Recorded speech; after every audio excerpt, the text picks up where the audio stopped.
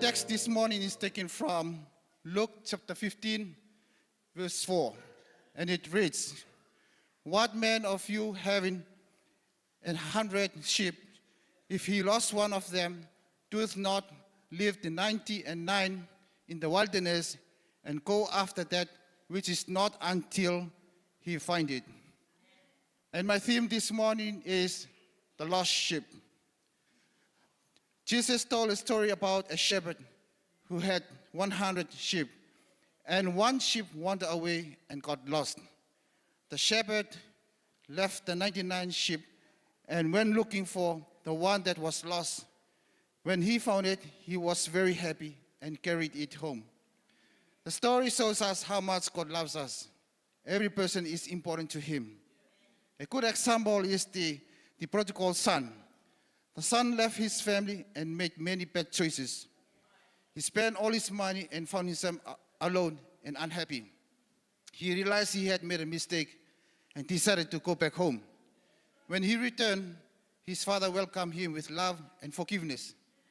The father was happy because his son was lost but had come back home. This is how God feels when people return to him. Sometimes people in our families can become like the lost sheep. A child may stop listening to their parents. A husband and wife may have problems in their relationship. Family members may stop going to church or move away from God. When this happens, we should not give up on them. We should continue to love them, pray for them, and encourage them. Just as the shepherd looked for the lost sheep and continue to look after those who have gone astray. May we have the heart of the good shepherd who never gave up, never stopped searching, and never stopped loving until the lost sheep was safely home. In conclusion, the story of the lost sheep reminds us that God loves every person and every family. No one is too lost for God. No one is too far for God to reach. And no family problem is too big for God to heal. Let us continue to trust God, pray for our families, and help bring people closer to Him. And my theme says, the lost sheep, may God be the glory. Praise the Lord, saints. My text found in the book of Acts, chapter 3, verse 6, and it reads, "Then Peter said, Silver and gold have I none, but such as I have give I thee, in the name of Jesus Christ of Nazareth, rise up and walk." My theme say, the powerful name. Peter and John, they were going to the temple for prayer when they saw a man who had been lame from birth.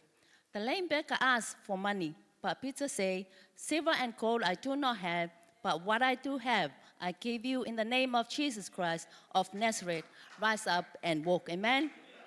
Peter and John, they had something more precious to offer the lame, the healing power in the name of Jesus.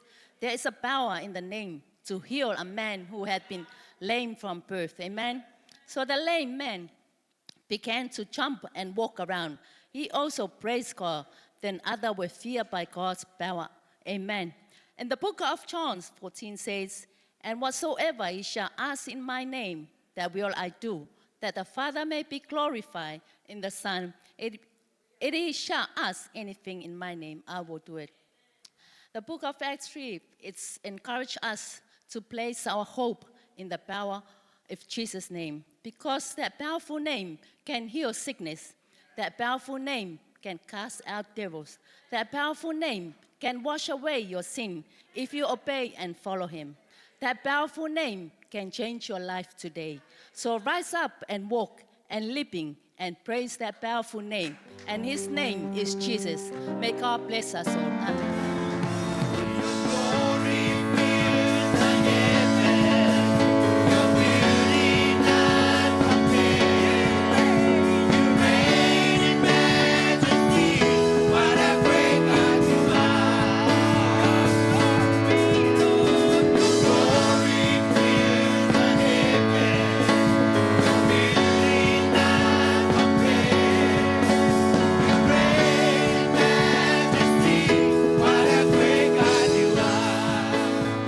Decided to have their wedding in the Holy Land, Israel. While in Jerusalem, mother-in-law fell ill and later passed away. The undertaker said to the son-in-law, with all expenses and it costs about $30,000 to have her shipped back home. But if you like, he said, she can be buried here in the Holy Land, Jerusalem, and it will only cost $5,000. I'm sure it will be better for you, he says. Yes? The son-in-law said, no thanks. I'm taking her back. The undertaker was surprised and asked why. And the son-in-law said, 2,000 years ago, someone died here and rose up again.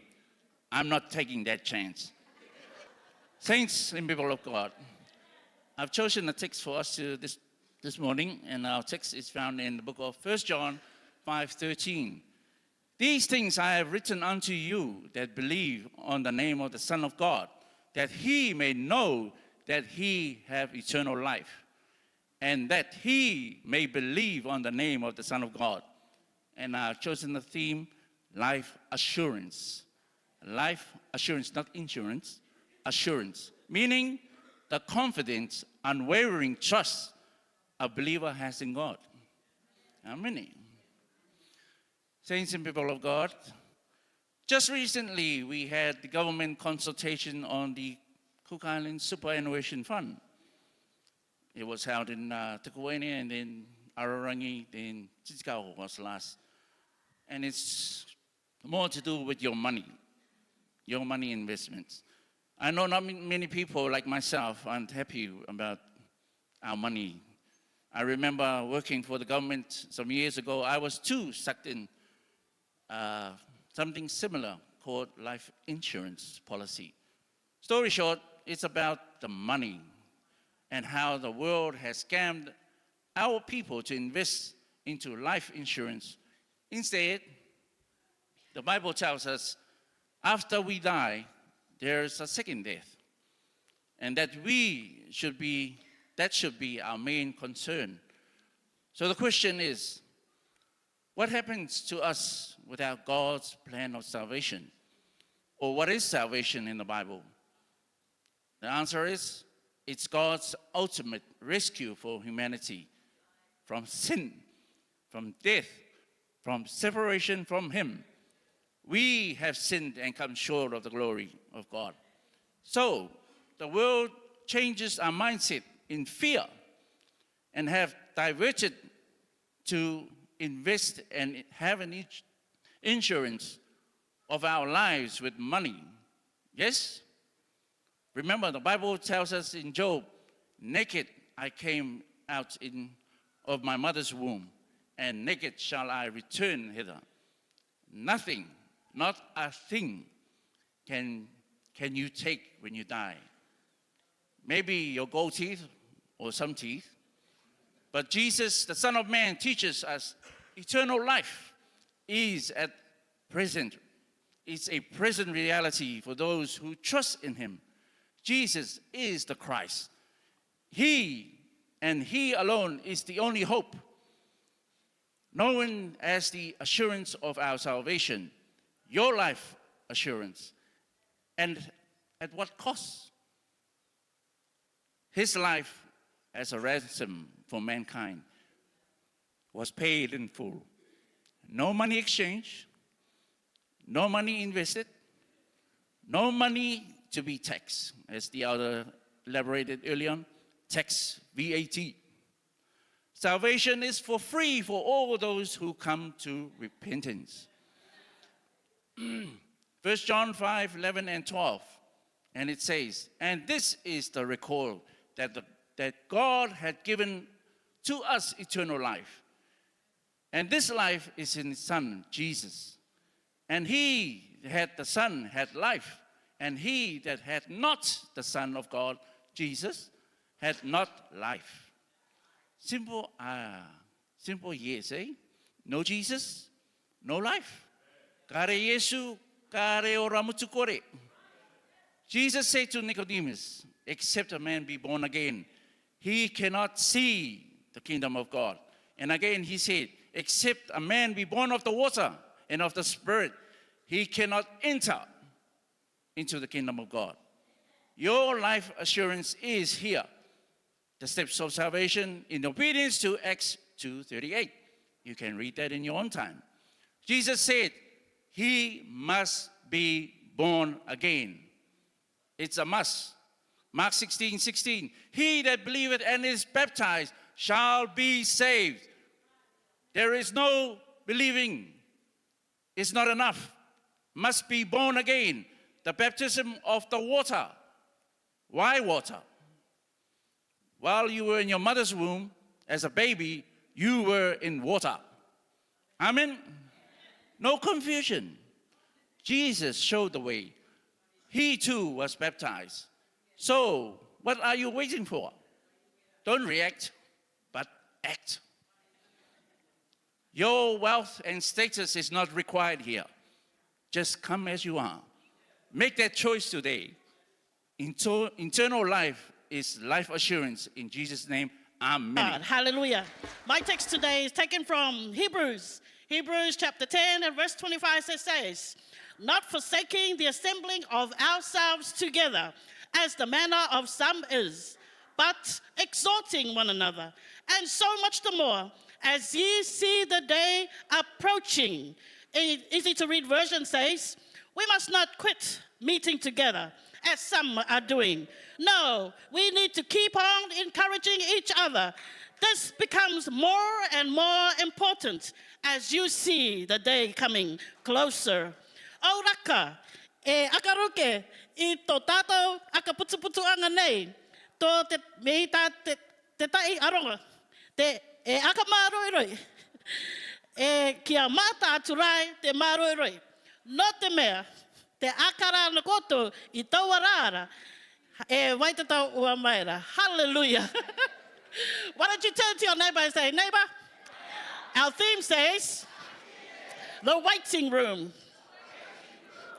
Most of us today have spent time in a waiting room. At the Tupapa Outpatients, up at the Rarotonga Hospital, or wherever it may be. But nobody goes to the waiting room to stay there forever, man. The waiting room is simply a place where you prepare for what is coming next. People of God, we are living in God's waiting room. We are not waiting for an appointment. We are waiting for the soon return of our Lord and Savior, Jesus Christ. Hebrew reminds us that while we wait, we must remain faithful and encourage one another. While we are waiting for the Christ to return, we as believers of the one God, one faith, one Father of all, one baptism, as our brother just preached earlier on, we must remain faithful, united, and prepared. Now, the waiting room is not a place to live, not forsaking the assembling of ourselves together. O raka e akaruke I tō tātou akaputuputu anga nei, I te tai, mei te tai aronga. When people become impatient, they sometimes walk out of the waiting room and miss out on their turn. Likewise, some believers drift away from fellowship, as we just heard earlier on, and they miss out on God's blessings. Acts 2:42 reminds us on the day of Pentecost, where the apostles' doctrine was taught, and they continued steadfastly in the apostles' doctrine and fellowship, and in breaking of bread, and in prayers. Psalm 122 verse 1 says, I was glad when they said unto me, let us go into the house of the Lord. So saints and people of God, stay in the place where God is working. Stay connected to your church family, because the church family that prays together stays together. Hallelujah. In the waiting room, people often share information. So the waiting room is a place of encouragement, but exhorting one another, our key verse says. In the waiting room, people often share information, they share encouragement, and they share reassurance. The church should be a place where the saints and the people of God strengthen one another while waiting for the Lord. Because 1 Thessalonians 5:11 says, wherefore, comfort yourselves together and edify one another, even as ye also do. But saints and people of God, we also need to encourage one another, because Hebrews 3:13 says, but exhort one another daily, which is called today, lest any of you be hardened through the deceitfulness of sin. So saints and people, God, speak words of life. I hear Bishop preach this every time from this pulpit. Speak words of life. Speak words of faith. I have a 5-year-old grandson. He loves to play chess. He wanted me to play chess with him. I said, I don't know how to play. And he goes, I know how to play, Mama, because I'm a genius. And I immediately, I agreed with him, and I said, you're right, you are a genius. This is speaking words of life, speaking words of faith, speaking words of encouragement. So continue to pray for one another. Help each other to stay strong in Jesus, stay connected in the body of Christ. Hallelujah. The waiting room also has an expected arrival. Our last part of our key verse says, as ye see the day approaching, every waiting room has an expected moment when your name is called. For the church, that day is the return of our Lord and Savior, Jesus Christ. We are not waiting without hope. We are not fellowshipping here in vain, for we have a living hope.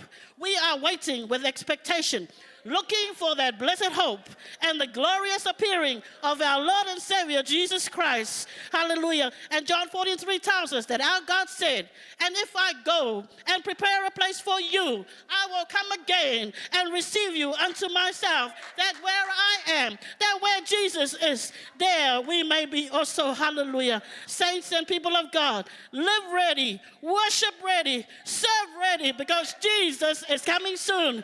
Church, people of God, the world is only a waiting room for us. Hallelujah. Following Jesus is not about following a crowd. Jesus fed 5,000 people, but only about 500 followed him after lunch. He had 12 disciples, but only 3 went further with him into the garden, and only 1 stood with him at the cross. We are not here permanently, hallelujah. We're not staying here forever, amen. We are waiting for the heavenly call. So while you wait, don't, hallelujah, walk out. While you wait, don't give up. While you wait, don't lose hope. Stay faithful in the waiting room. Stay encouraged in the waiting room. Stay ready in the waiting room. Saints and people of God, don't give up the habit of fellowship one with another. This is the place to unload your burdens. This is the place to settle your mind. This is the place to soothe your heart. This is the place to shelter from the storm. This is the place to be, hallelujah, with the body of Christ, hallelujah, because united we stand and divided we fall. One day the Lord himself will call your name, hallelujah. The trumpet will sound, and we will leave this waiting room and enter into his eternal presence, hallelujah. The waiting room is temporary, but his kingdom is forever. Hallelujah. Amen. Jesus to us, everlasting life, everlasting peace, everlasting joy. If you're ever down, he will pick you up. Through Jesus I get joy. Through Jesus I get joy. Jonathan and David, resolute friends. Praise the Lord. Our key text for this week is found in 1 Samuel chapter 20, verse 42. And Jonathan said to David, go in peace, for as much as we have sworn both of us in the name of the Lord, saying, the Lord be between me and thee, and between my seed and thy seed forever. And he arose and departed, and Jonathan went into the city. Praise the Lord. We had a lesson today where a woman stands up, she tightens her belt and she stands before God and she makes an oath. Amen. She tells God, if you will do this for me, then I will give him back to you. Praise the Lord. And today we have 2 friends who are facing a different conflict, but yet have come to realize how important God is in their lives. 1 Samuel chapter 18, verse 1 to 4. David finds himself in the king's palace. Okay. After he had killed Goliath. Praise the Lord. 1 Samuel chapter 17, verse 25. Okay, the reward for such a victory or such a conquering was very great. Now, so he didn't just go out and kill this beast, this man or this soldier for no reason at all. There was a reward. It had a threefold to it. Amen. And so that's what David went after. And now Saul has invited David to be in his royal court. Here was the change being acted out by this meeting. Amen. Jonathan defrocks himself to to confirm David's transition from a shepherd boy and to one day being the king of Israel. Praise the Lord. This is Saul's son who should be the next heir of the throne. This is big, okay? It's not just a small undertaking for the prince of the day to actually be able to do this, out of what I would say an act of respect and surrender. Okay, this is a mighty man who's standing before him. He had slaughtered the enemy, and so he was given the reward. Okay, he shall marry his sister, Jonathan's sister, and also he shall inherit riches, and finally he shall grant his father's house tax-free. Amen? See, the economy of a nation is actually propped up by taxes. All right? Like us today. We farmers think we can avoid taxes down at the market. But then when you go and take your money that you sold away, that you received from selling your goods, you take it to the shop. Everything in the shop is VAT added. Amen? You think you are, you have outsmarted the tax man of this island. Only to go around and then you have to pay taxes on the petrol, on the bread, on the sugar, on the butter, on everything that you buy in the shop. Amen? But for David, okay, he was the one who allowed his father to be exempted, his father and his household to be exempted of this duty. Amen? That is a big undertaking. Saul's son should have been the next king in line with the house of Benjamin. But now it is shifted by the house unto the house of Judah. 1 Samuel chapter 20, verse 16, 17, 32 to 34, and 42. Because of the evil in the heart of Saul, the king could not stand David. Praise the Lord. He invited him into his palace, but he could not stand him. Sometimes we have leaders like that. He has no choice but to invite you in. Amen? Okay? For the betterment of the nation, he invites you in. But for the evil in his heart, he condemns you. Praise the Lord. You see, that's the difference. That's what happens when leaders lead with emotion and with feelings. Amen. Lead with integrity. Praise the Lord. And rule with principles. But this guy, he didn't do that. The king could not stand David. The king had made a public decree. Okay, I will reward whoever takes down that giant. Amen. But then he could not honor that. By now, his emotions had gotten the better of him. When we make decisions, don't use our emotions or our feelings. Make decisions with a clear mind and for conscience' sake. Praise the Lord. Verse 32. What has he done is the question that Jonathan is asking. What evil has he done? Right?